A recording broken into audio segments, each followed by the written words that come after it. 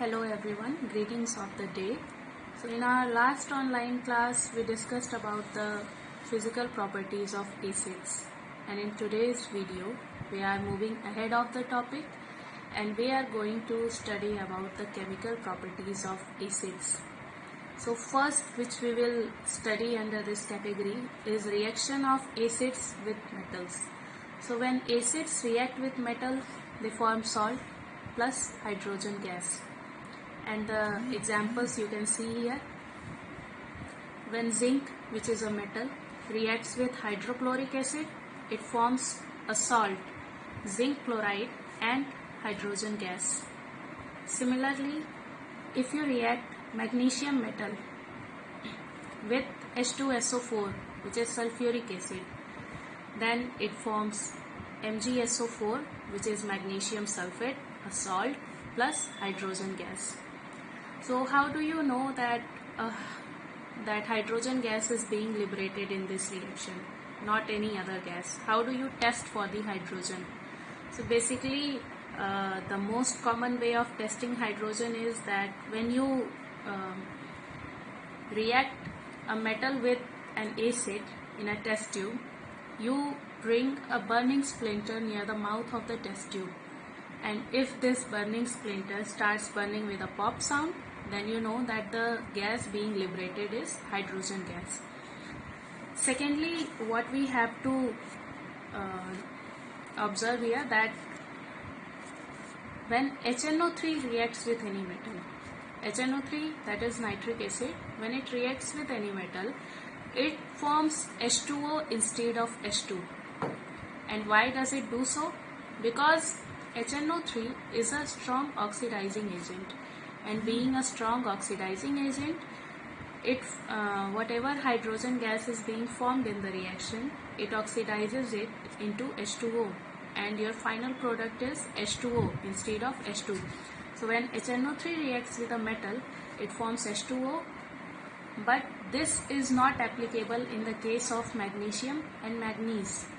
When HNO3 reacts with magnesium or manganese, it forms H2 only. Then it doesn't convert H2 into H2O. So this is the case. Remember, this is very important from your examination point of view. The next chemical property which we are going to study is reaction of acids with metals, metal carbonates and metal bicarbonates. So the reaction of acid with metal carbonates and metal bicarbonates is similar in terms of the product formed, because both of these reactions show the similar kind of product formation.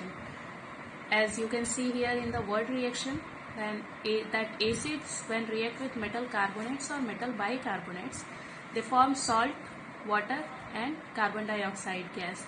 This is similar in both cases. So here we are going through some reactions. First is calcium carbonate, which is a metal carbonate. When it reacts with hydrochloric acid, it forms a salt, calcium chloride, water and carbon dioxide gas. Here we are taking another example of a metal bicarbonate. It is also known as metal hydrogen carbonate. Bicarbonates can also be called as hydrogen carbonates. So we have taken example of sodium bicarbonate or sodium hydrogen carbonate. When it reacts with hydrochloric acid, it forms NaCl plus water plus carbon dioxide. Now, how do you know that carbon dioxide is being liberated?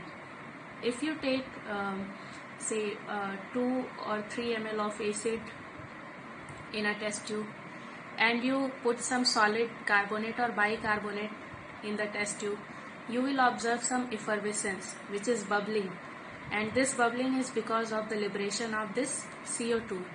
And how do you know it's CO2 only?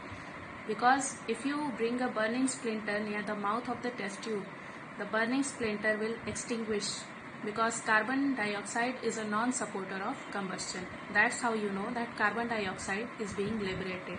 That's a test also. Next is reaction of acids with bases. This reaction is also known as neutralization reaction and is very important. So what happens in this reaction is that when you react an acid with a base, it forms salt and water.